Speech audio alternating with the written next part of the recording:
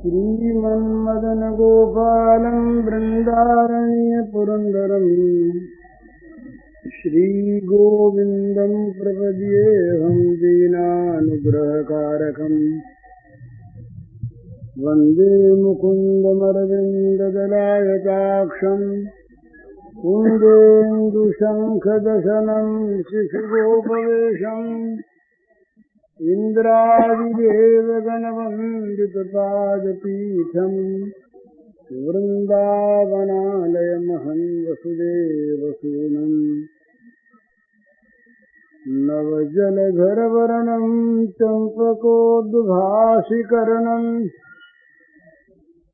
विकसितनलिनाशं विस्फुरन्मन्दहास्यम् कनकरुचिदुकूलं चारुबर्हावचूलं कमपि निखिलसारं नौमि गोपीकुमारम् वंशीविभूषितकरान्नवनीरदाभात् पीताम्बरादरुणबिम्बफलाधरोष्ठात् पूर्णेन्दुसुन्दरमुखादरविन्दनेत्रात् कृष्णात् परं किमपि तत्त्वमहं न जाने। विश्व ब्रह्मांड के रूप में अभिव्यक्त भगवान के नाते आप सबके श्री चरणों में मेरे सभक्ति नमस्कार। आज यहाँ गीता भवन में भगवान की प्राण प्रतिष्ठा हो गई। भगवान की प्राण प्रतिष्ठा ये चीज कुछ बनती नहीं। भगवान तो प्राणों के प्राण हैं, सारे जीवनों के जीवन हैं, पर ये हमारे ऋषि मुनियों ने, अनुभवी महात्माओं ने भगवान को प्राप्त करने का एक सुलभ तरीका और ऐसा अनुभूत कि जिसमें भगवान की प्राप्ति हो ही जाए, ये मूर्ति में, प्रतीक में भगवान की पूजा करना। हिंदू मूर्ति पूजा नहीं करता है, वो मुसलमान और लोग कहा करते हैं कि हिंदू बुत परस्त हैं, बुत को मानने वाले हैं, पर हिंदू बुत नहीं मानते, बुत परस्त नहीं हैं, वे भगवान को मानते हैं। भगवान के प्रतीक रूप में मूर्ति को मानते हैं और फिर शास्त्रीय पद्धतियों के अनुसार उसकी प्राण प्रतिष्ठा होती है उसमें। तो ये हमारे यहाँ एक अर्चावतार माना है, अर्चावतार।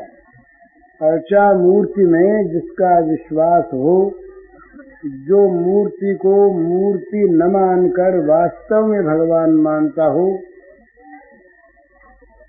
उसके लिए उस मूर्ति में ही भगवान अवतरित हो जाते हैं। पर यह है बड़ी कठिन बात।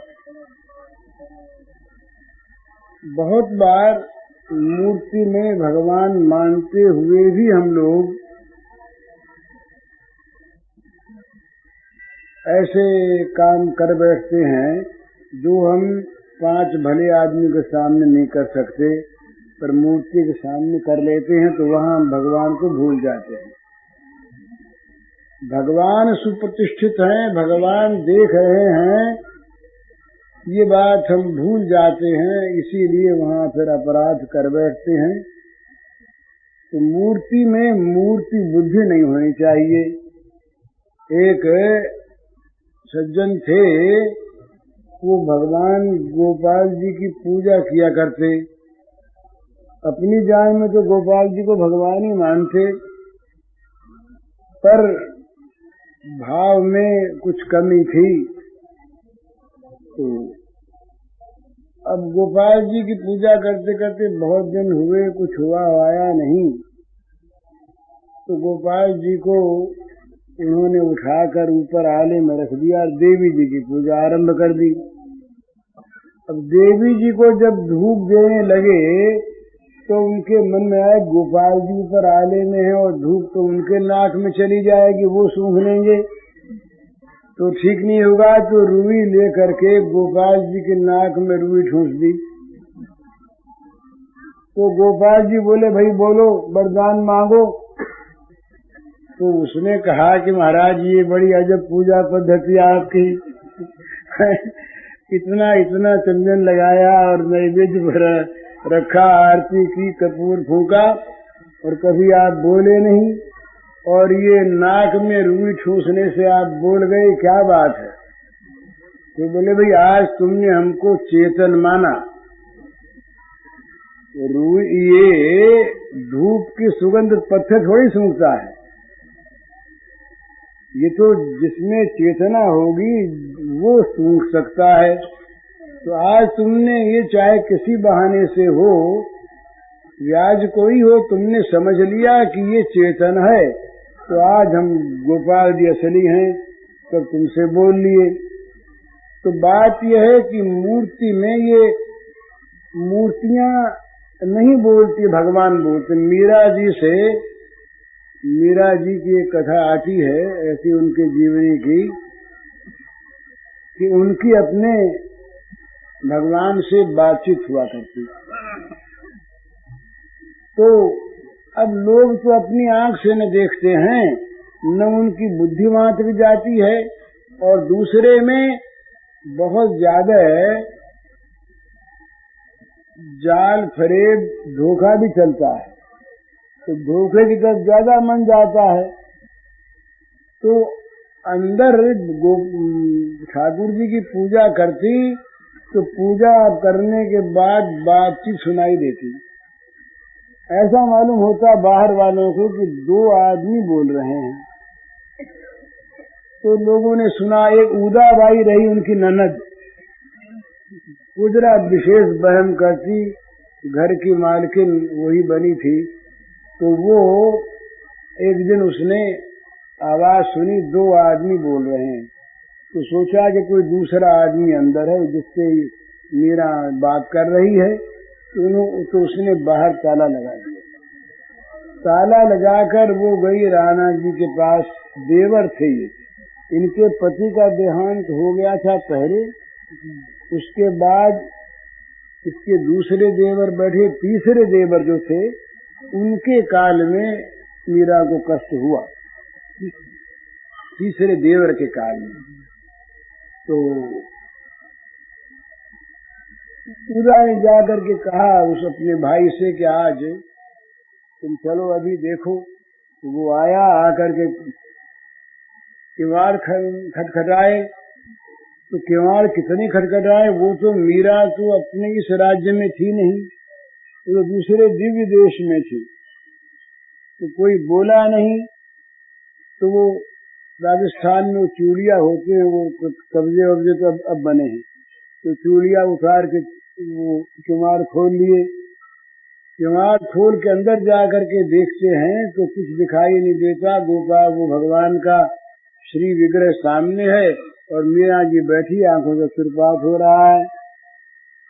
अब चारों तरफ देखा, सब ढूंढ लिया, कुछ कोई हो न हो तब न मिले। तब मीरा जी को जगाया उन्होंने, कौन है क्या है। अब मीरा जी तो दूसरी स्थिति में थी, पर जब बहुत जगाया हो गया तो बाह्य स्थिति आई। तो मीरा जी से कहा कि बताओ कौन था। तो मीरा जी ने कहा कि कौन था, कोई था तो नहीं। तो तुम किससे बात कर रही थी? मेरी इनसे बात कर रही थी, ये बैठे हैं।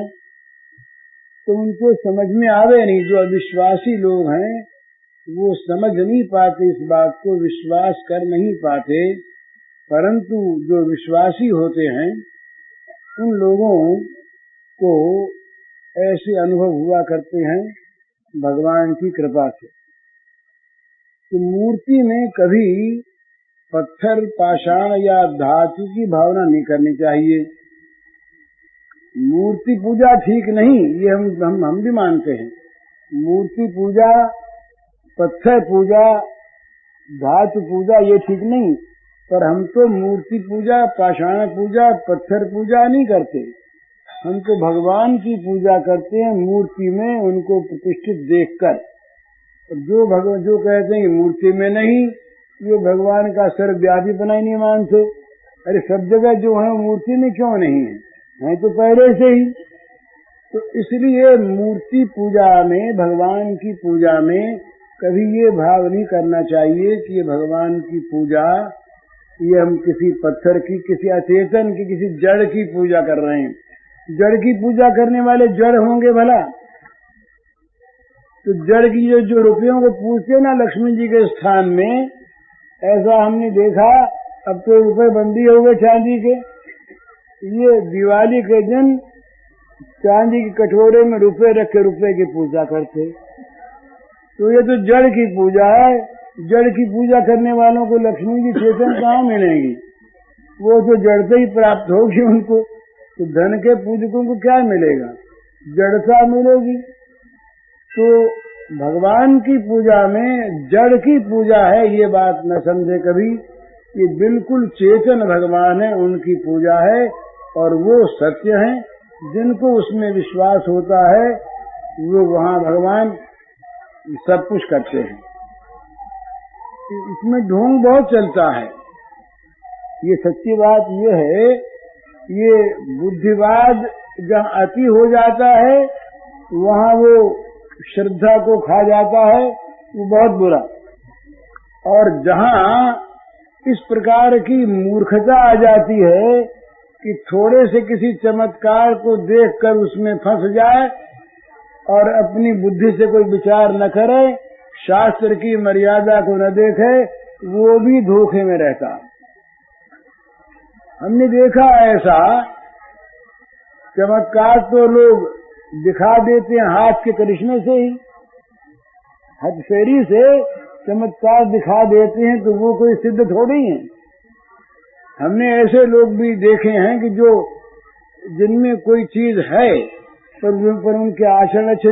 एक आदमी सोना बनाता है, वो उसके ऐसे कोई शक्ति उसमें है तो वो किसी दूसरे के हाथ की चीज को सोना बना देता है। ये मैंने तो उनको नहीं देखा, बाबू जुगल किशोर जी बिरला ने उनको देखा तो कई बार उसका परीक्षण किया, पर उस आदमी में कोई नैतिकता नहीं है, कोई धर्म नहीं, कोई सदाचार नहीं, तो उसको मुक्ति थोड़ी ही मिलेगी। और उसके अनुसार चलने वाले धोखे में रहेंगे ना, भले सोना बनाना किसी को आता हो, इससे कुछ नहीं। तो चमत्कार के पीछे पड़ने की आवश्यकता नहीं है, भाव की आवश्यकता है। तो भगवान की पूजा में प्रधान चाहिए भाव। भाव होने पर जो चमत्कार होते हैं वो चमत्कार किसी को बताने के नहीं होते। भगवान की और भक्त की जो आपस की चर्चा कभी कभी कहीं होती है, वो तो बड़ी अंतरंग है, वो विज्ञापन की वस्तु नहीं है, वो प्रचार की वस्तु नहीं है। मान और पूजा पाने के लिए जो भगवान के चमत्कार का प्रचार करता है वो भगवान का तिरस्कार करता है, और संभव उसको भगवान का चमत्कार हुआ नहीं, और यदि हुआ है तो बंद हो जाएगा। तो इसलिए बड़ी सावधानी के साथ ही तो भगवान और भक्त का जो संबंध होता है ना, ये तो उनका अपना संबंध होता है। शरणागति के मामले में भगवान कितनी सावधानी से बोलते हैं, कितनी सावधानी। सर्वभूयतमं भूय शृणु में परमं वचः इष्टोसी में दृढ़मिति ततो वक्ष्यामि ते हितम वक्ष्यामि। और फिर कभी दम ते ना तपस्काय ना भक्ताय कदाचन मिताशु सवे वाचम न तमाम विवेसूयति। तो ये भक्त और भगवान की जब अंतरंगता होती है और अंतरंग लीलाएं होती हैं, वो लीला न कहने सुनने की होती है, न वो चमत्कार होता है, न वो बताने की बात होती है, न विज्ञापन होता है। तो इसलिए भगवान की पूजा जो है ये भगवान के भाव से करनी चाहिए। बस पूजा हम कर रहे हैं, ये सबसे बड़ा सौभाग्य है। पूजा का फल क्या हो? पूजा का फल हो बढ़ती हुई पूजा, पूजा का फल हो पूजा में प्रवृत्ति, पूजा का फल हो पूजा में श्रद्धा। बल्कि ये प्रेमी भक्त जो हैं वो तो यहाँ तक मानते हैं, भाव है उनका कि हम पूजा करते रहें और हमारी पूजा का कहीं पूज्य को पता न लग जाए। हम जिसकी पूजा करते हैं उसको पता न लग जाए कि हम पूजा करते हैं। हम तो उनको देखते रहें पर वो हमको न देख सकें, क्योंकि यदि वो हमारी पूजा को जान जाएंगे तो बड़े उदार हैं, बड़े उदार हैं तो बदले में कुछ देना चाहेंगे, देना चाहेंगे तो लेने की इच्छा हो जाएगी, तो जो एकांगी प्रेम है वो नहीं रहेगा, फिर जो लेन देन हो जाएगा तो वो मामला गड़बड़ हो गया। तो इस प्रकार से भक्त लोग जो हैं, जो प्रेमी लोग हैं, वो तो बस पूजा का फल पूजा ही चाहते हैं। तो अगर जहाँ पूजा का फल पूजा होता है, पूजा की बढ़ती होती है, वहाँ भगवान बड़े प्रसन्न होते हैं। भगवान ऋणी वही होते हैं जहाँ कोई देता ही देता है, लेना नहीं चाहता, वहाँ भगवान उसके ऋणी बन जाते हैं। तो ये मूर्ति की स्थापना यहाँ पर हुई, ये बड़ा मंगलमय कार्य हुआ है। इस कार्य में श्रद्धा पूर्वक जो लोग भगवान समझ करके इनकी पूजा अर्चना करना चाहेंगे उनको अवश्य लाभ होगा। सभी जगह होता है, तो सब लोग ऐसे होते नहीं। तो मुख्य चीज है, सर्वोत्तम चीज है भगवान के प्रेम की प्राप्ति। भगवान के प्रेम की प्राप्ति सहज वस्तु नहीं है, बड़ी सहज है पर बहुत ही कठिन है। उसमें सबसे बड़ी चीज है ये, भगवान के प्रेम की बात करने वाले हम लोग इस बात को खूब समझ लें कि ये प्रेम की आधार भूमि है त्याग। भरत ने राम के लिए त्याग किया, राम ने भरत के लिए त्याग किया। इतना प्रेम हो गया कि उस प्रेम की गाथा गा करके हम लोग आज भी पवित्र होते हैं। अयोध्या कांड में राम और भरत का जो संवाद है, कितना दिव्य, कितना ऊंचा। क्यों उसमें ऊंचापन है कि दोनों तरफ त्याग ही त्याग है, भोग को ठुकराते हैं दोनों। तो इसका परिणाम क्या हुआ? वो ऐसा महान प्रेम कि जिस प्रेम को आदर्श सब मानते हैं। तो प्रेम की भूमिका है त्याग। त्याग के बिना प्रेम नहीं होता। और त्याग जब तक भोगों में सुख की आस्था है, ये समझ लेने की बात है, जब तक भोगों में सुख की आस्था है तब तक त्याग बनता नहीं। त्याग की हम बात कितनी करें, अच्छे त्यागी लोग जब घर को छोड़ते हैं बड़ी विरक्ति रहती है, पर वो घर को छोड़ने के बाद जिस क्षेत्र में जाते हैं वो यदि क्षेत्र विरक्तों का न हुआ, वो क्षेत्र यदि विषयी लोगों का हुआ, तो भगवान की कृपा से, साधना की निष्ठा से जो महात्मा लोग आगे बढ़ जाते हैं वे तो सर्वथा आदरणीय पूज्य हैं। पर अधिकांश में होता क्या है, वो जो वासना अभी तक मरी नहीं, वो सुप्त वासना फिर जागृत हो जाती है और नए नए नामों से, नए नए रूपों से वो वासना तृप्ति के लिए ये मान करके इसमें सुख है उसका सेवन करने लगता है। ऐसी घटनाएं मैंने बहुत देखी हैं, अब भी सामने ऐसी घटनाएं आ सकती हैं। तो इसका मतलब क्या है? मतलब इसका यही है कि त्याग, वैराग्य ये वास्तविक होना चाहिए भोगों के प्रति, और ये तब तक नहीं होता जब तक भोगों में सुख की आस्था बनी हुई है। बहुत लोग, हम लोग रात दिन ऐसी बातें करते हैं कि भाई भगवान का प्रेम प्राप्त होता नहीं। कैसे प्रेम प्राप्त हो, यही लोग पूछते हैं, यही हमारे मन में भी जिज्ञासा होती, कैसे प्रेम प्राप्त हो। परंतु उत्तर मिलता है ऐसा कि प्रेम प्राप्त हो कैसे। प्रेम दो जगह नहीं रहता, प्रेम रहता है एक जगह। असली प्रेम दो जगह नहीं रहता। वो प्रेम हमारा जब तक भोगों में है तब तक भगवान से नहीं होता। जहाँ काम तहाँ राम नहीं, जहाँ राम नहीं काम, तुलसी कबहू के रह सके, रवि रजनी एक ठाम। जैसे सूर्य और रात्रि ये दोनों एक साथ एक समय नहीं रह सकते, इसी प्रकार काम और राम, प्रेम और भोग ये दोनों एक साथ नहीं रह सकते। ये भगवान का जो पूजन है, भगवान का अर्चन है, भगवान के लिए राजोपचार की पूजा है, ये सब ठीक है, पर ये सब चीजें भगवान की पूजा के लिए ही हों तब ठीक है। हम लोग भोग लगाते लगाते जूठन डाल देते हैं। हाँ, भोग लगाते लगाते बोले आज तो अपने हमारे मन में आई बात कि आज तो ठाकुर जी के लिए और बादाम का हलवा बने, अपने मन में खाने की आई है, और ठाकुर जी के लिए बने, प्रसाद बने, बड़ा अच्छा।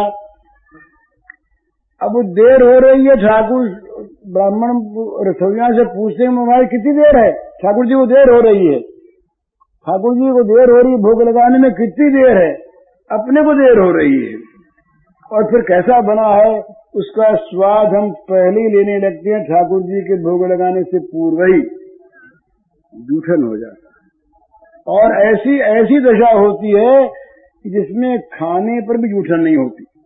ये बात सत्य है और ये माननी चाहिए कि जूठन बहुत बुरी चीज है, ये बिल्कुल तामस है, उच्छिष्ट कभी नहीं खाना चाहिए। कभी किसी महात्मा का हो या कोई का भी हो, उच्छिष्ट नहीं खाना चाहिए, ये बात बिल्कुल ठीक है, पर वह उच्छिष्ट होता ही नहीं, ये बात दूसरी है। एक कथा आती है पद्म पुराण में, एक भील था, वो जंगल में रहता और जंगल में वो अपना जंगली काम करता। वो एक महात्मा के पास जाया करता, तो महात्मा ने उसको एक रास्ता बताया कि देखो एक काम करो, वहां कहीं एक मूर्ति थी भगवान की, तो कहा वो भगवान है, और तुम जो कुछ भी खाओ, जो चीज सबसे अधिक स्वाद हो, मीठी हो, वो भगवान के भोग लगाया करो। तो उसने कहा अच्छी बात, यही करेंगे। अब वो बेचारा बड़ा सीधा ग्रामीण आदमी, युक्ति तर्क जानता नहीं, बात बैठ गई कि भगवान के सबसे बढ़िया चीज भोग लगानी है। तो एक दिन उसको एक प्याल का फल मिला। अब वो मीठी है कि नहीं कैसे पता लगता इसको, ये चीज मीठी है कि नहीं पता कैसे लगे बिना चखे। वो हर एक को चखता, तो जो चीज बड़ी मीठी लगती वो ले जाके करके भगवान के मुंह में दे देता।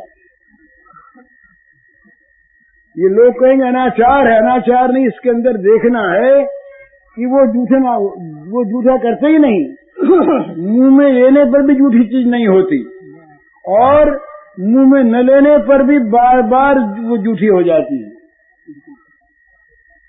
तो प्याल का फल मिला, उसने मुंह में रखा, चखा, बड़ा स्वाद, बड़ा मधुर।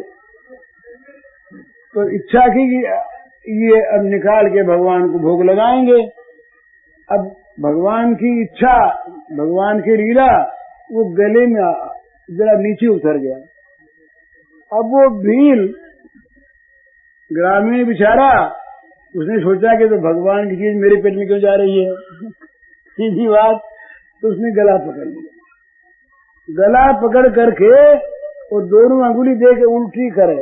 अब बमन बड़ी बुरी चीज, बमन कोई पवित्र होती है क्या, पर उसको पवित्रता पता नहीं है। उसको तो यही याद है कि ये फल बड़ा मीठा है, भगवान के भोग लगाना है, कैसे ही मिले, क्या उल्टी में से निकल आवे। अब वो निकला नहीं तो नीचे तो उतरने न दे वो, और बाहर आवे नहीं, गले में अटका, तो भागा गया वहां पर भगवान के पास। बोले महाराज ये तो निकलता नहीं, अब क्या करें।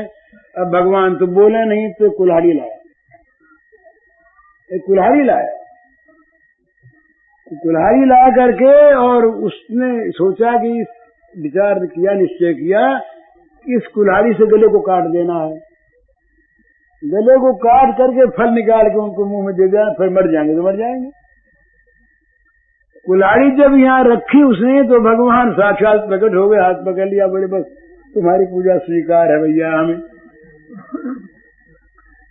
तो ये कहने का मतलब ये है कि भोग में जब तक आस्था है तब तक हम भगवान के प्रसाद को भी जूठा कर देते हैं। भोगास्था वाले लोग जो है ना, ये भगवान के मंदिर में जाते हैं, हम लोग सभी हैं, किसी पर दूसरे पर आक्षेप नहीं, आज सजावट कैसी हुई है।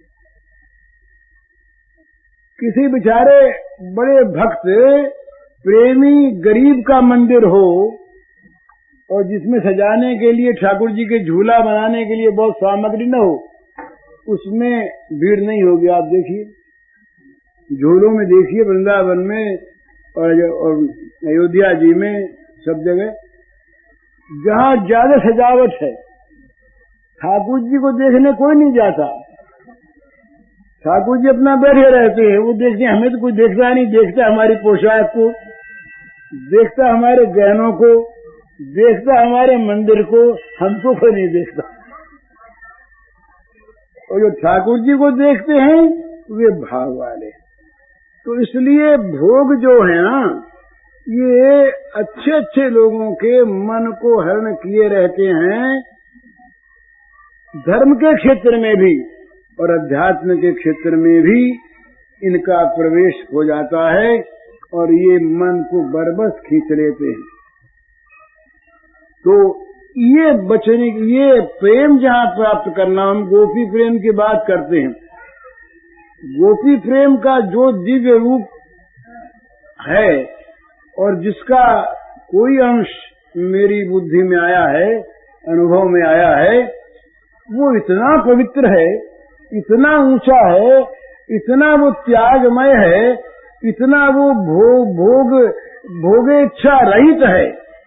भोग की वहाँ पर सत्ता ही नहीं है, सत्ता ही नहीं है। वहाँ इस प्रेम का उदय होता है, वहाँ इस प्रेम का प्राकट्य होता है। और कहनी नहीं चाहिए बात, हमारे कवियों ने सूरदास को छोड़ करके, ऐसे जो भक्त कवि उनको छोड़ करके अधिकांश कवियों ने भगवान राधा कृष्ण को इतने नीचे स्तर पर वो लोग ले आए हैं, इतने नीचे स्तर पर ले आए हैं कि जो चीज हम लोग समाज में नहीं कह सकते, उन चीजों को उन्होंने पदों में गाया है। तो वो सब तो कवि जयदेव है नहीं। गीत गोविंद बहुत अच्छा, पर किनके लिए बहुत अच्छा? जहाँ पर सिवा भगवान के और किसी की सत्ता नहीं है, उनके लिए बहुत अच्छा। और नहीं तो गीत गोविंद बहुत अच्छा होने पर भी अनधिकारियों के लिए गिराने वाली चीज है। कवि जयदेव ये बड़े भक्त थे, इसमें कोई संदेह नहीं, पर उनके उस ग्रंथ के अध्ययन का अधिकार सबको नहीं। तो कहने का मतलब यह है कि भगवान की प्रीति, भगवान की रति, भगवान का प्रेम, ये सर्वोच्च वस्तु है। और जो केवल इसको चाहता है, सर्वस्व का त्याग करने को जो प्रस्तुत है, उसके लिए बड़ा सहज भी है, क्योंकि यही प्राप्त करने की वस्तु है। सब कर मत खगनायक करिय राम पद पंकज नेहा। भगवान के चरणारविंद का प्रेम प्राप्त हो जाए, यही सारे ऋषि मुनियों का सबका मत है। सब इसी को चाहते हैं। तो सब चाहते हैं और प्रेम प्राप्त होने वाली वस्तु है, सत्य है। तो ये सहज है, भोगों की अपेक्षा सहज है, परंतु इसका मूल्य चाहिए। किसी मूल्य पर प्रेम नहीं मिलता, भगवान की कृपा से मिलता है, पर एक अधिकार चाहिए, अधिकार चाहिए। तो वो राधा और वो श्री कृष्ण किस प्रकार के हैं, ये पहले देखने की बात है। उसके बाद राधा के रूप को समझो, गोपी के रूप को समझो। जहाँ पर स्वसुख वासना कल्पना लेश गंध नहीं है। स्वसुख वासना की कल्पना का लेश गंध नहीं है, वहाँ राधा भाव का प्रस्फुटन होता है। तो इसीलिए कल अपने जो बात हुई थी भावांकुर की, भाव जो है ये प्रेम से पूर्व की अवस्था है।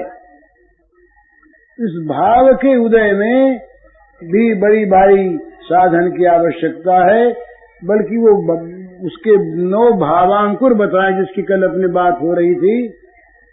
ये इसलिए मैंने कहा ये सब बातें कि थोड़ी सी यहाँ भूल हो जाती है। भूल ये होती है कि हम लोग अंदर तो जाते नहीं और बाहर बाहर से वो, जैसे छोटे बच्चों को परशुराम का संवाद बड़ा अच्छा लगता है, लक्ष्मण का, कटुक्तियां है ना, कटुक्तियां हैं। जहाँ कोई व्याख्यान होता हो, जहाँ लड़ाई का प्रसंग हो, वो जरा अच्छा लगेगा। रास्ते में लोग तरह करते रहेंगे और वहाँ जो लोग क्रोधियों खड़े रह जाएंगे। मैं आक्षेप नहीं करता, मैं सत्य बात कह रहा हूँ जिसका अनुभव किया है। इसी प्रकार जहाँ राधा कृष्ण के, गोपी और भगवान के नाम पर जहाँ भोगों का वर्णन होगा, वहाँ हमारा मन लग जाएगा। क्यों लग जाएगा? कि हमारे मन में भोग वासना जो भरी है, वो वासना भगवान के नाम पर अपनी पूर्ति कराती है। इसलिए ये वासना का सर्वथा त्याग करे और केवल भगवान के लिए ही सर्वस्व का त्याग करे।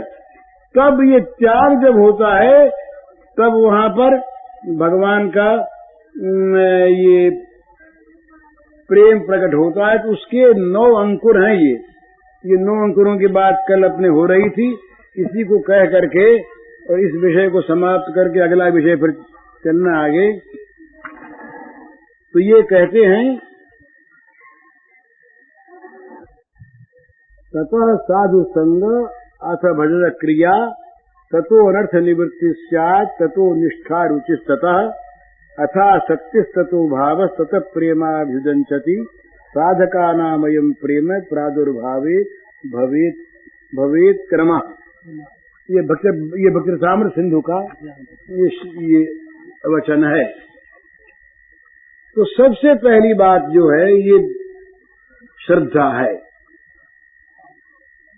श्रद्धा के बिना अगला काम चलता ही नहीं। भगवान हैं, ये अगर श्रद्धा नहीं है तो भगवान का प्रेम और भगवान की प्राप्ति कोई अर्थ नहीं रखता। तो सबसे पहली बात है कि भगवान हैं, ये बात हमारे मन में दृढ़ रूप से बद्धमूल होनी चाहिए। भगवान हैं, भगवान हैं तो भगवान का प्रेम यही सर्वोच्च वस्तु है, सर्व शिरोमणि ये साध्य है, ये श्रद्धा होनी चाहिए। ये दूसरी श्रद्धा। तीसरी श्रद्धा होनी चाहिए आत्म श्रद्धा, अपने आप में श्रद्धा कि भगवान के प्रेम की प्राप्ति मुझको होगी ही। ये श्रद्धा जब तक नहीं होती, बोले भाई प्रेम तो बड़ा ऊंचा है, पर प्राप्त होने की वस्तु थोड़ी है, बोले नहीं होने की है।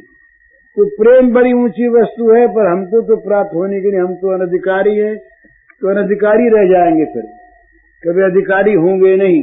इसलिए भगवत कृपा से अपने को अधिकारी समझे, अपने पुरुषार्थ से नहीं, साधन के अभिमान से नहीं, भगवान की कृपा और अपने जहाँ तक साध्य है वहाँ तक शक्ति भर चेष्टा, अपनी चेष्टा में कमी हो नहीं और भगवान की कृपा का भरोसा हो और चाह हो।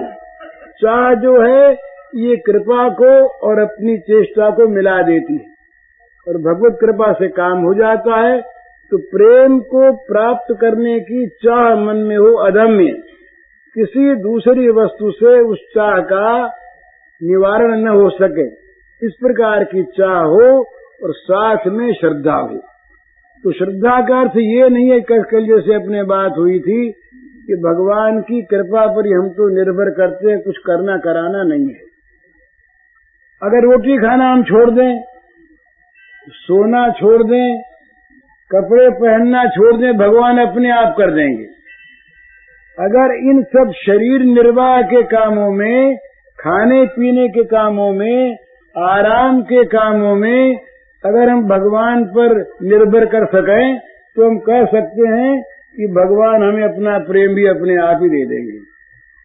पर उन सब बातों में तो हम बड़ी चेष्टा करते हैं, व्याकुल हो जाते हैं, नहीं रहा जाता हमसे, और केवल भगवान को फांकी देने के लिए बोले बस हम तो आपकी कृपा पर ही निर्भर करते हैं, आप चाहो सो करो, हमसे कुछ बनता बनाता नहीं।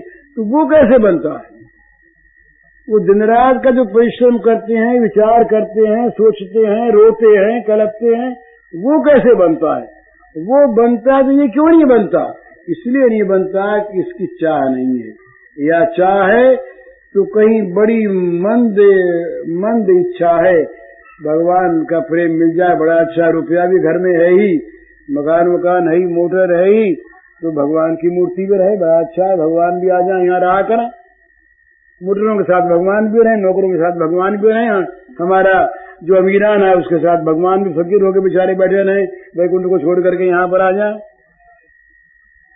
तो ये ठीक नहीं है। भगवान कहते हैं कि भाई हमको चाहते हो तो केवल और केवल हमको चाहो, दूसरों को साथ मिला के चाहोगे तो हम साथ रहने वाले नहीं हैं। हमको तो अकेला घर चाहिए, और तुम अकेले हो तब हम मिले तुमसे, अकेले में मिले। माम एकम शरणम ब्रज भक्तिरभिचारिणी अनन्या चिंतयन्तो माम।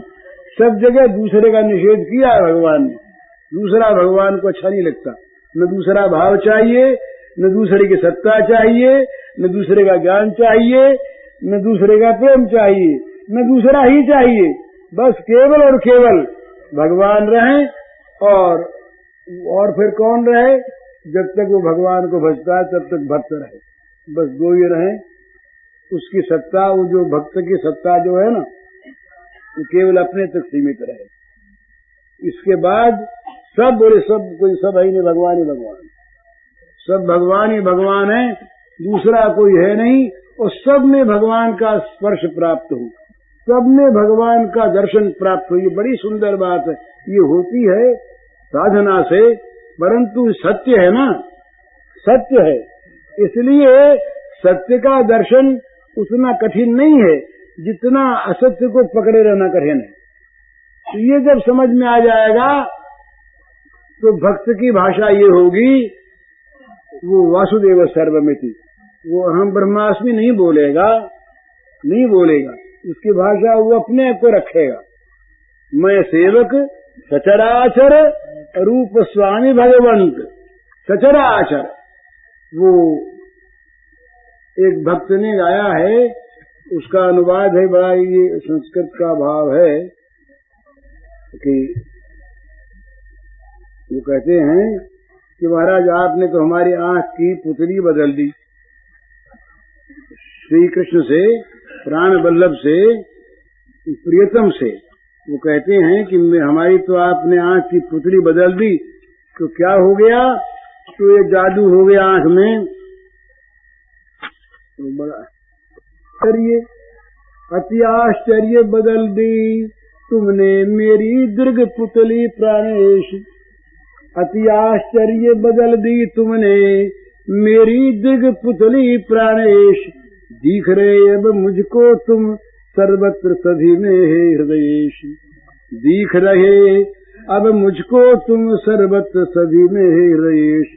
मानव की क्या बात, सुरासुर पशु पक्षी सब कीट पतंग, मानव की क्या बात, सुरासुर पशु पक्षी सब कीट पतंग, जल थल अनल अनिल नभ सब ही एक तुम्हारे ही श्रीअंग, जल थल अनल अनिल नभ सब ही एक तुम्हारे ही श्रीअंग। वृक्षलता गिरिकूट नद नदी, दिशा सूर्य शशधर नक्षत्र, वृक्षलता गिरिकूट नद नदी, दिशा सूर्य शशधर नक्षत्र मुझे दिखते, तुम प्रियतम जीवन के जीवन नित सर्वत्र। मुझे दिखते तुम प्रियतम जीवन के जीवन नित सर्वत्र। सबका स्पर्शित पवन सभी का पद रज अमल परम पावन। सबका स्पर्शित पवन सभी का पद रज अमल परम पावन। सदा समादरणीय सदा शुचि सेवनीय मम मन भावनम। सदा समादरणीय सदा शुचि सेवनीय मम मन भावन। ये भक्त का जब ये भाव इस प्रकार का होता है तो उसे सारे जगत में, जगत के प्रत्येक प्राणी में, जड़ चेतन में, सर्वत्र अपने उस प्रियतम की, अपने भगवान की अनुभूति नहीं होती, दर्शन होता है। जानना, देखना और प्रवेश करना, ये तीनों भक्ति के द्वारा प्राप्त होते। ज्ञातुम दृष्टुम तत्वेन प्रवेशुम च परम तपम। तो वो भक्त सब में भगवान को देखता है। ये है गोपी भाव का अंतिम लक्ष्य, जहाँ दूसरी चीज रहती ही नहीं, एक भगवान के सिवा दूसरी चीज रहती ही नहीं। तो ये जब तक विविध भोगों में हम पड़े तब तक नहीं होगा। तो भोगों की चाह छोड़ें तब जाकर के श्रद्धा फलवती होगी। श्रद्धा होने के बाद क्या होगा? असली साधु संग होगा। असली साधु संग का अर्थ क्या है? बिनु सत्संगन हरि कथा तेहि बिनु मोहन भाग। मोह गए बिनु राम पद होहि न दृढ़ अनुराग। सत्संग भवन तो हमने नाम छाप दिया और अपने को हम सत्संगी भी कहने लगे, पर सत्संग वो है जहाँ हरि कथा होती हो, जहाँ भगवान की बात होती हो। और हरि कथा आजकल इलेक्शनों के लिए होती है, वो हरि कथा नहीं है। हरि कथा अब चुनाव सामने आ रहा है ना, तो हरि कथा भी होगी, हरि कीर्तन भी होंगे उसमें। और हरि कीर्तन, हरि कथा होने के बाद कहेंगे आप अमुक को वोट देना, अमुक को वोट मत देना, अमुक को वोट देना। तो हरि कथा क्यों नहीं कि उसका फल नहीं। बिनु सत्संग हरि कथा तेई बिनु मोहन भाग। सत्संग के बिना हरि कथा नहीं, हरि कथा के बिना मोह का नाश नहीं, और मोह गए बिनु राम पद होहि न दृढ़ अनुराग। मोह के गए बिना भगवान के चरणों में दृढ़ अनुराग नहीं होता। इसको उल्टा के पढ़ें, भगवान के चरणों में दृढ़ अनुराग कब हो? जब मोह मिटे। भोग में सुख की आस्था परम मोह है। जब मोह मिटे, मोह कब मिटे? जब हरिकथा सुने। और हरिकथा कहाँ मिले? जहाँ सत्संग हो। तो सत्संग वही जहाँ हरिकथा होती हो। हरिकथा वही जिससे मोह का नाश होता, जो मोह को बढ़ा दे वो हरिकथा नहीं। हरिकथा वही जिससे मोह का नाश होता हो। और मोह का नाश कब माना जाए?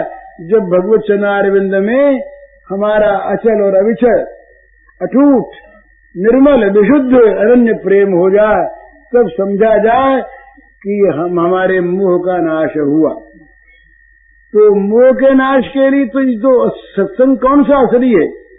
जो सत्संग हरि कथा के द्वारा हमारे मोह का नाश करके हमें प्रेम के मार्ग में आगे बढ़ा दे, वो सत्संग।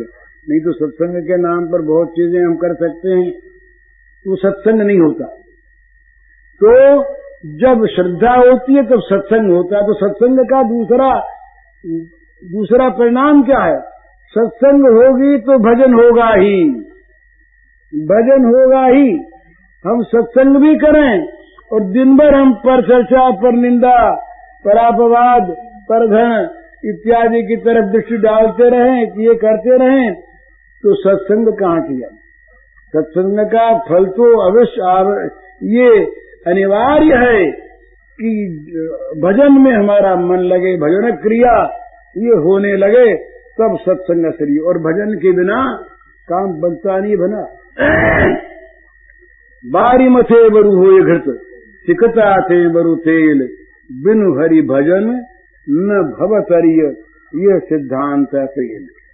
दिन भर भगवान की पूजा हो, दिन भर भगवान का भजन हो, जीभ भगवान के नाम में लगी रहे, मन में भगवान का चिंतन होता रहे और शरीर के द्वारा होने वाले प्रत्येक कार्य में भगवत सेवा की भावना रहे और जिनसे हमारा व्यवहार हो उनमें भगवान है, ये हमारी भावना। आज दोपहर की बात है, मैं बैठा था पूजा में बैठा, मैं शिवजी के वो पूजन करके बाहर लौट रहा था। इतने में एक भाई आए, उन्होंने कहा कि ये नीलकंठ से वो लौट रहे थे तो रास्ते में कोई एक माई थी, कोई मैं जानता नहीं कौन, तो वहाँ कुछ मधुमक्खियां थी, तो कुछ ऐसा हुआ या कुछ काटा या क्या हुआ, उसके खून की उल्टी होने लगी, खून के दस्त होने लगे। तो वो बेचारे जो सज्जन कहने को आए थे वो अपनी स्त्री को तो उसकी सेवा के लिए छोड़ करके आए, दिल्ली के थे मनोहर लाल, और वो यहाँ भागे आए किसी प्रकार से दबा जाए और वो आदमी जाए जो उसको ले आवे। महाराज उसे हमारी तो पूजा हो रही, तो मन में ये आई कि ये भगवान ही तो आए हैं, भगवान की तो पूजा है। तो मैं बाहर आ गया, मैंने कहा पहले ये काम करना है। तो वो दवा थी एक होम्योपैथिक हेमेमेलिस्ट, वो मेरे पास थी, दवा मंगवाई। बिहारीलाल जी ने सबने, जब मैंने कहा कि करना ही अभी पहले इस काम करना फिर दूसरा काम, तो समय बड़ी सहायता की, डोली गई, वो उसके रक्त की उल्टी बंद हो गई, उस दवा से दस्त बंद हो गए और वो कहते हैं यहाँ सकुशल आ गई। तो इस प्रकार से जहाँ जहाँ पर जरूरत हो, जहाँ भूखा हो कोई, वहाँ समझे कि स्वरूप में भगवान आए हैं, या अन्न के द्वारा इनकी पूजा कर रही है। जहाँ निराश्रय हो, वहाँ अपने पास अगर आश्रय हो तो आश्रय के द्वारा भगवान की पूजा करनी है। जहाँ रोगी हो वहाँ सेवा के द्वारा भगवान की उस दवा के द्वारा पूजा करनी है। जहाँ कोई भयातुर हो वहाँ उसको भय मिटाने के द्वारा भगवान की पूजा करनी है। उसी की वस्तु जो है, तो ये भक्त का काम है। भक्त जो होता है वो मैत्र होता है और करुण होता है। ये केवल वो हमने जो कंठी, तो अब कोई ले गया हमारी कंठी, पहले हमें थी, तो कंठी तो पहनना मैं भी जानता हूँ, तो कंठी पहनने से मेरे में भक्ति नहीं आती। भक्ति का अंग है, बड़ा अच्छा, इसका निषेध नहीं, आदर है, होना चाहिए। जैसा काम करना हो वैसा स्वांग भी चाहिए, बड़ा अच्छा है, बहुत सुंदर, परंतु होना चाहिए वो असली, नकली नहीं हो तो फिर नहीं तो धोखा होता है, धोखा भगवान खाते नहीं। ये सबसे बड़ी बात यह है कि धोखा देने वाला आप धोखा खाता है, भगवान धोखे में नहीं आते। वो तो अंदर की जानते हैं, हमारे रग रग की, हमारे अंदर अंतस्थल में क्या है, वहाँ बैठे बैठे नित्य देखा करते हैं। उनकी दृष्टि से ओझल हमारे मन के अंतस्थल की बात भी कोई नहीं रहती। तो ये भगवान सब में है, ये समझ करके किसी का अनादर न करे, किसी का असम्मान न करे, किसी को कड़वी जबान न कहे, किसी का तिरस्कार न करे, किसी दुखी को देख करके कभी हंसे नहीं, किसी दुखी को देखकर उपेक्षा न करे। ये बहुत बड़ी बात भक्त के लिए। मैत्र करुण ये बचा, अगर वो तो महापापी है जो दूसरे के दुख को अपना सुख बनाता है, वो तो महाअधम है। जो अपने सुख के लिए दूसरे को दुखी करता है या दूसरे के दुख में सुख मानता है, वो तो महाअधम है। होना तो चाहिए ये कि अपना सुख देकर दूसरे के दुख को ले ले, अपना सुख देकर। मित्र वही है, मित्र वही जो विपत्ति बटावे। मित्र का लक्षण क्या है? मित्र अपने विपन्न मित्र को अपना सुख देकर उसकी विपत्ति को स्वयं ले लेता है। ये मैत्री भावना जो है, मैत्री भावना में यही चीज है कि मित्र की विपत्ति को स्वयं ले ले अपना सुख दे करके। तो ये भाव, इस भाव में भी जहाँ लेन देन है वहाँ मामला को छोड़ा नीचा है, और जहाँ कोई स्वार्थ है वहाँ तो दुकानदारी है। ये भाव भी ऊंचा कहाँ होता है जहाँ हम अपना सुख देते ही नहीं, हमारे पास कुछ है ही नहीं, ये भगवान की वस्तु है और भगवान के काम में लगे हमारा सौभाग्य है। हम देने वाले कौन? देने लायक हमारे पास वस्तु कहाँ? हमारे पास सुख संपत्ति हमारी थोड़ी ही है। जो कुछ भी हमारे पास है वो सारा का सारा सब का सब भगवान का है। और भगवान जहाँ जिस रूप में उसको चाहते हैं उसको न देना बेईमानी है, चोरी है। यो भुगते स्तेन ये बसा, वो चोर है, उसको चोर कहा भगवान ने। तो वो सबको दे, पर दे उसकी वस्तु मानकर। तदीय वस्तु गोविंद मया तुझम समर्पित। हे भगवान, तुम्हारी चीज ये तुम ले रहे हो, तुम्हारे समर्पण है। समर्पण का सौभाग्य तुमने दिया और उसको हमको देने वाला माना। एक सज्जन थे, वो देते रहते तो लोग कुछ ठगे भी नहीं जाते। देखिए, जो ठगते हैं ना वो ठगाते हैं, जो ठगाते हैं वो नहीं ठगाते। असल बात ये है, जो ठगते हैं दूसरों को वो ठगाते हैं, जो ठगाते हैं वो नहीं ठगाते। तो एक सज्जन थे तो वो दिया करते तो लोग दोबारा भी ले जाते। वो देखते नहीं, जो आता वो लिए उसको दे देते। तो लोगों ने कहा, अरे तुम देखा करो, जरा समझ बूझ के दिया करो, यूं तुमने आंखें नीचे कर रखी है अपनी, ये क्या बात है? तो उन्होंने कहा कि देनहार को और है, देत रहत दिन रैन, लोग नाम हमरो धरे, यासों नीचे नैन। देने वाला कोई दूसरा है और वो रात दिन देता है, कहीं रात के रूप में आके वही देता है। रात सूर्य अगर न हो और सूर्य हमेशा तपता रहे प्रचंड, तो सब लोग जल के मर जाए। और केवल रात ही रात है, अंधकार न मिटे तो सारे काम ही बंद हो जाए। तो सूर्य के रूप में, चंद्रमा के रूप में, वायु के रूप में, रात्रि के रूप में, दिन के रूप में, सुख के रूप में, दुख के रूप में, मान के रूप में, अपमान के रूप में वो देता रहता, देता है दिन रैन। लेकिन वो महात्मा बोले कि क्या करें, लोग कहते ये देता है, हमारी चीज नहीं, हम देने वाले नहीं, और लोग कहते ये देता है। इसके मारे, इस शर्म के मारे हमारी तो आंखें नीचे रहती। कैसे आंख दिखावे? हम दे नहीं रहोगे, तुम देते हो, हमारी चीज नहीं रहोगे तो लोग तुम्हारी चीज है।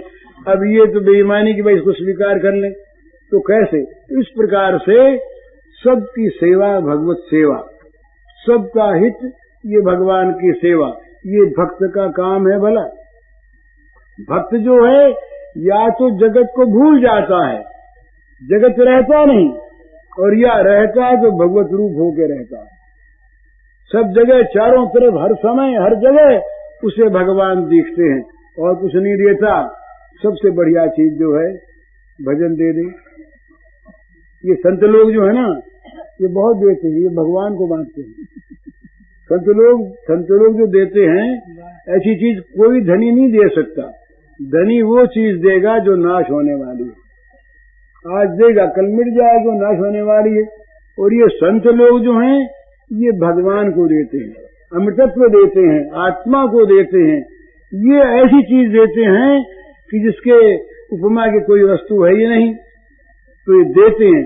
जो संत देना नहीं जानते वो संत नहीं है। भला तो देने का ये थोड़ा ही कि हाथ में वो जल ले करके और संकल्प बोल के छोड़े, वो जीवन देता है। संत का जीवन बोलता नहीं, संत वाणी से नहीं बोलता कि मैं दे रहा हूं ज्ञान। उसका जो जीवन है, उसके जो आचार हैं, वो अपने आप वो देते रहते। वो गुरुस्त मौनम व्याख्यानम शिष्या संचिन्न संशया, वो बढ़तरो मूले वृद्धा शिष्या युवा दो चित्रम बढ़तरो और मूले। कहा कि ये बड़ी विचित्र बात हमने देखी कि एक बड़ की छाया में, बड़ की जड़ में, और एक जवान गुरु बैठे हैं और बहुत से शिष्य लोग जो बूढ़े बूढ़े बैठे हैं। तो गुरु उपदेश करते हैं। तो कैसा उपदेश करते हैं? उनका व्याख्यान होता है। इनका व्याख्यान होता है कैसे, बहुत बोलते हैं बड़े अच्छे शब्दों में, बोले नाम मौन व्याख्यान होता है, दुरुस्त मौनम व्याख्यानम। और उस मौन व्याख्यान को सुनकर वो सारे जो शिष्य हैं उनके संदेह छिन्न हो जाते हैं, अज्ञान की गांठ उनकी सारी टूट जाती है। तो मौन व्याख्यान क्या है? जिसका जीवन बोले, जिसके जीवन को देख करके सत्य का हमारे मन में उदय हो, प्रेम का उदय हो, सदाचार का उदय हो, भक्ति का उदय हो, सेवा का उदय हो, उसको देख करके जो बोलता है करता नहीं, और इस चीज को जो कोई किसी दूसरे को देता है वो जगत का हित करता है, वो जगत को बोलना सिखाता है, करना नहीं सिखाता। तो हम जैसे जो बोलने वाले हैं ना आजकल, ये बोलते हैं करते नहीं, इसलिए लोगों को ये सिखाते हैं कि बोलना सीख लो। उपदेशक आजकल बहुत हैं। क्यों बहुत हैं? लेखक बहुत हैं। क्यों बहुत हैं? ये करना है, लिखना है बड़े से अच्छा, अच्छे से अच्छा वेदांत का बड़ा सुंदर निबंध लिख दिया, पर स्वयं राग द्वेष से भरे हुए रहते हैं। तो ये चीज असली नहीं है। असली चीज भक्त में होती है, और असली भक्त में असली चीज असली ज्ञानी में होती है, जो उसका स्वरूप बन जाता है। तो भगवान की भक्ति के लिए पहले ये प्रेम के लिए श्रद्धा हो, साधु संग हो, भजन क्रिया हो, तो सारे अनर्थ मिट जाते हैं, पाप नहीं होता। भक्त से पाप नहीं होता, अनर्थ नहीं होता, सारे अनर्थ की निवृत्ति अपने आप हो जाती है। तब निष्ठा होती है। निष्ठा की बात कल अपने हुई थी। फिर रुचि होती है, स्वाद आता है, और स्वाद आने के बाद फिर आसक्ति होती है, इसको कहती है राग।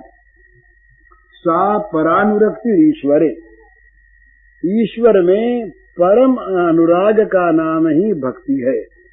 और वो अनुराग ऐसा, वो राग ऐसा कि सारे रागों को समाप्त कर दे, अपने में विलीन कर दे, जिसमें सारे राग जाकर के समाप्त हो जाएं, एक भगवान के प्रति राग रह जाए, आसक्ति रह जाए, संग रह जाए। भगवान का नाम गुण चिंतन में, भगवान के स्वरूप चिंतन में, उनके सौंदर्य माधुर्य, उनके तत्व रहस्य के चिंतन में चित्त ऐसा आसक्त रहे कि दूसरी चीज सामने आने पर भी उधर चित्त जा ही नहीं।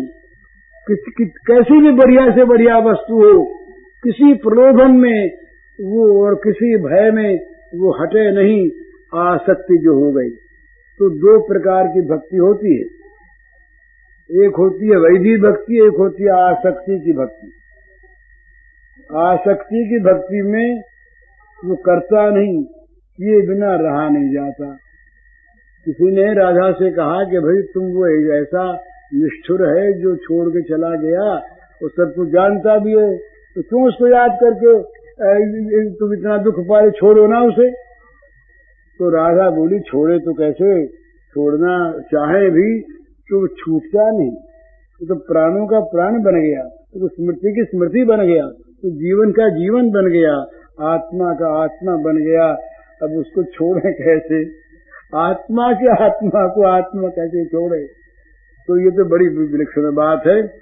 तो वो छूटता नहीं, छूटता नहीं, इसका नाम आसक्ति है। भगवान में आसक्ति, सारी आसक्ति छूट जाती है और सारी बढ़िया दुश्मन हट जाती। तब ये जब आसक्ति होती है, जब ये राय होता है, उसके बाद भाव आता है। इस भाव के फिर अनेकों भेद हैं, वो अलग चीज है।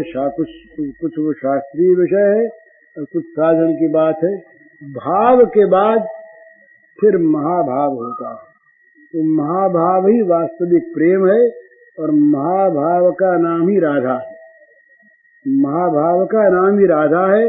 महाभाव में फिर मादनाक्ष, वो मादन महाभाव, वो अलग, वो उसमें जब और भी अधिक उत्कर्ष होता है, तब उन भावों की उत्पत्ति होती है, और वो भाव बड़े विलक्षण होते हैं। उन भावों का उदय भगवत कृपा से ही होता है, और जिनको होता है वो लोग भगवान को अपना बना लेते हैं, भगवान उनके बन जाते हैं, भगवान उनके बन जाते, उनको छोड़कर भगवान नहीं रह सकते। ये विलक्षण बात। भगवान को छोड़ करके वो रहे नहीं रहे ये बात अलग रही, पर उनको छोड़कर भगवान नहीं रह सकते। ये महाभाव रूपा राधा जी में जो श्री कृष्ण की आसक्ति है उसका यही स्वरूप है कि वो परम त्याग का परम उज्जवल वो मूर्तिमान श्री विग्रह जो है वो राधा है। तो उस त्याग में भगवान की आसक्ति है और भगवान उस त्याग के लिए उसका रस पार करने के लिए लालायित रहते हैं। ये राधा भाव की उत्पत्ति है। तो ये भाव सहज नहीं है, चाहने वालों के लिए बहुत सहज है, क्योंकि भगवत कृपा से मिलता है। साधन इसमें सापेक्ष नहीं है, साधन होते हैं, कोई बिना रहते नहीं। जिसके अंदर प्रेम की चाह होगी वो क्या प्रेमी के अनुकूल आचरण नहीं करेगा? स्वाभाविक करेगा। और भगवान के अनुकूल आचरण का नाम ही साधन है। और सारे असाधन हैं, जो साधन जो आचरण भगवान के अनुकूल हो वो सब साधन, और जो आचरण भगवान के विपरीत वो सब के सब असाधन। चाहे उनका नाम सत्संग हो, चाहे उनका नाम भक्ति हो, चाहे उनका नाम ज्ञान हो। पूज्य श्री भाई जी के इस प्रवचन का शीर्षक है गीता भवन में प्राण प्रतिष्ठा। इसका कैसेट संख्या है 188। जय सीताराम सीताराम सीताराम जय सीताराम सीताराम जय